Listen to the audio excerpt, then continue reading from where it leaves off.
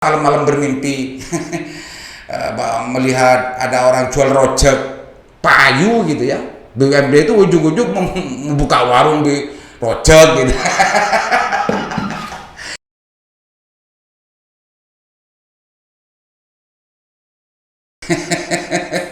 Apa yang diawasi BUMD punya kesalahan kok dibiarkan, terang mantan Yusra dan Madura ini. Lanjut. Lebih lanjut, Desan menjelaskan terdapat beberapa aturan yang ditabrak pada kasus PD Sumber Daya dan PDAM.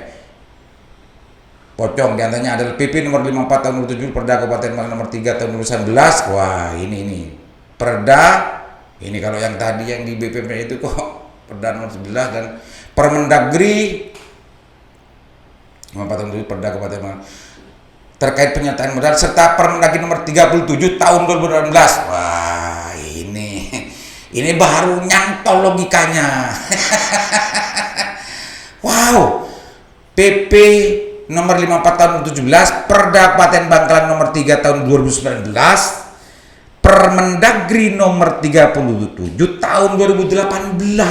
Kalau tadi yang di Batam Madura itu Permendagri nomor berapa tadi tahun 2007. Tadi itu.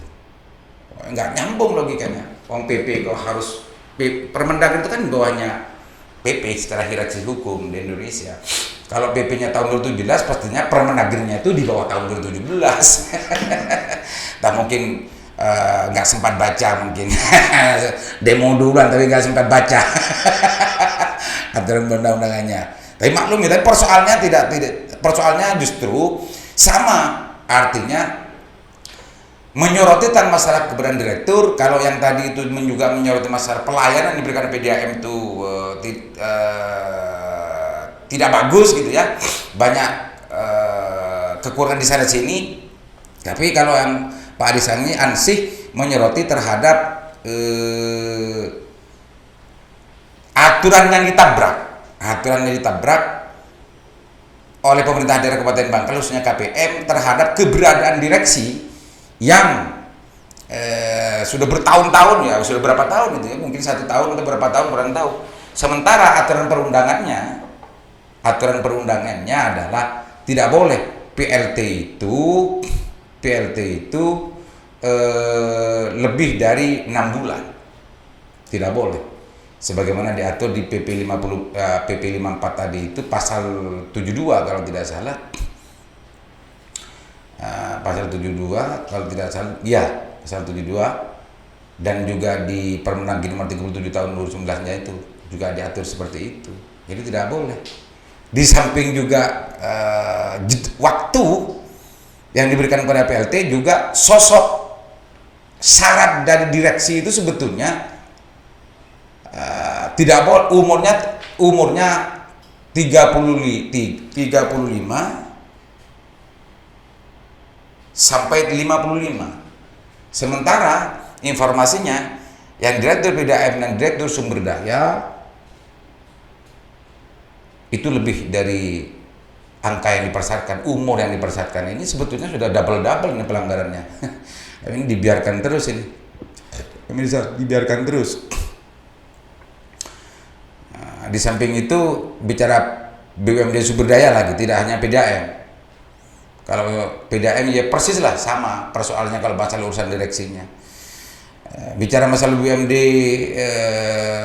sumber daya, menurut yang saya lihat, menurut yang saya pelajari dan yang saya tahu gitu ya, mestinya sebuah BUMD itu punya ruang lingkup bisnis yang jelas. Kayak PDAM gitu ya, kayak PDAM. Itu persoalannya hanya di direksi sekarang, cuma jelas pekerjaannya adalah bagaimana melayani air minum. Air. Nah, kalau yang sumber daya, PD sumber daya, BUMD sumber daya ini di samping direksinya sama persis kasusnya dengan PDAM. Tapi ruang lingkup bisnisnya nggak jelas. Nggak tahu juga dapat aturan dari mana. Mestinya juga harus jelas terus ruang lingkup bisnisnya, bahkan kelayakan bisnisnya, prospek bisnisnya juga itu harus dipertimbangkan dalam sebuah pendirian BUMD sebetulnya. Tidak boleh mengelola uang negara itu disamakan dengan mengelola uang keluarga. Ada aturan-aturan yang harus diikuti, ada aturan-aturan yang harus dituruti dan ditaati. Tidak boleh.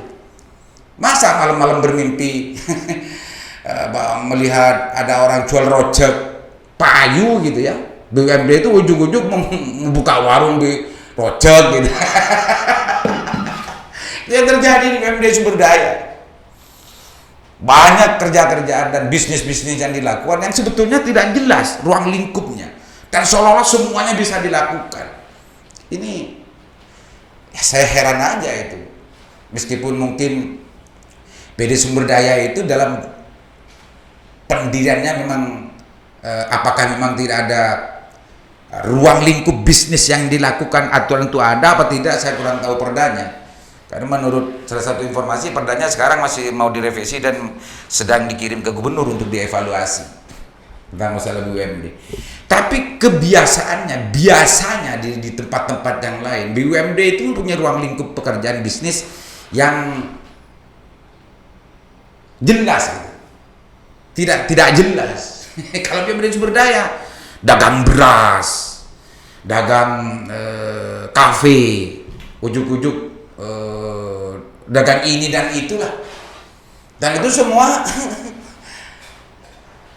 tantolnya di mana? Kenapa kok itu dibiarkan? Benar atau tidaknya itu juga tidak ada teguran baik dari badan pengawasnya juga baik dari legislatif, saya kurang tahu juga. Sementara modal yang ada di BUMD Sumber Daya itu cukup banyak, lebih dari 60 miliar yang saya dengar dan saya tahu, kurang lebihnya seperti itu.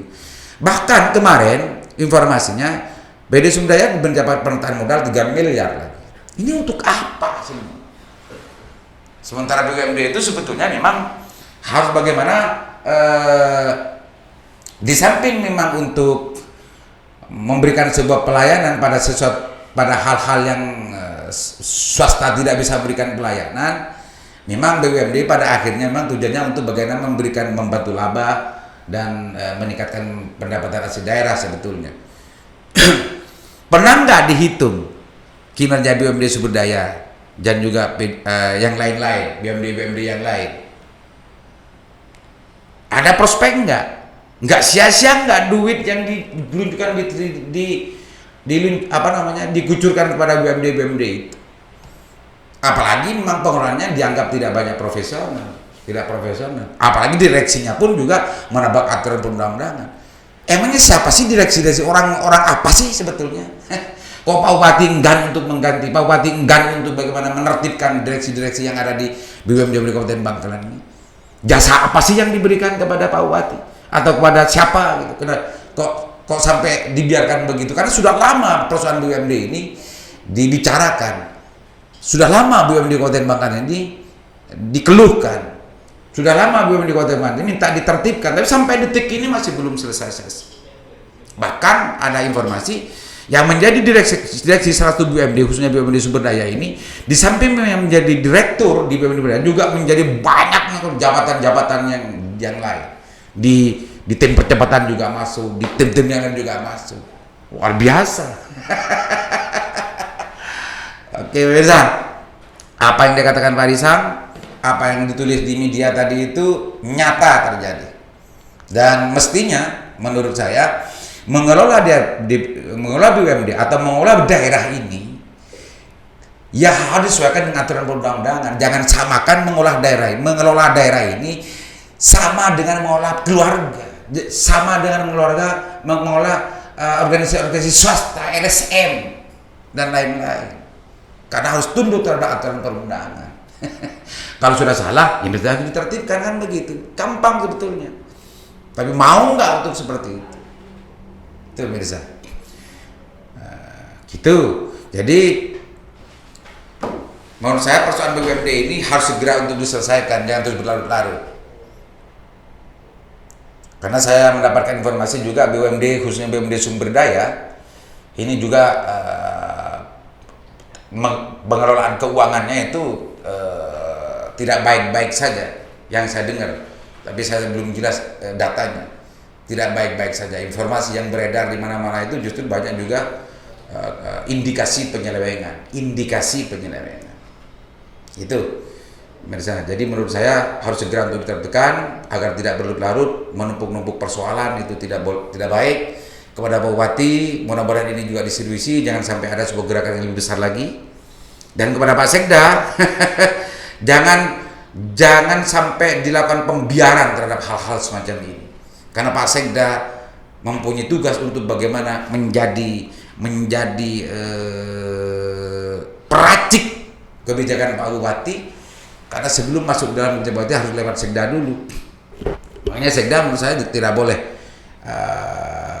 ada proses pembiaran terhadap sesuatu yang tidak benar. Minimal harus memberikan masukan yang lebih tegas lagi dan lebih kalau memang sudah memberikan masukan Pak Bupati tidak mempedulikan, itu sudah gugur kewajiban Pak Sekda, karena memang yang mempunyai kewenangan dan mempunyai tugas untuk melakukan penertiban dan macamnya itu memang hak prerogatifnya Pak Bupati. Tapi saya yakinnya kalau Pak Sekda serius memberikan masukan sejelas-jelasnya kepada Bupati bahwa itu adalah tidak sesuai dengan aturan perundang-undangan, saya yakin dan hakul yakin, seyakin-yakinnya Bupati akan mau untuk menertibkan itu. Catat itu. Demikian, mudah-mudahan bermanfaat. Tunggu sanasan musik selanjutnya. Assalamualaikum warahmatullahi wabarakatuh.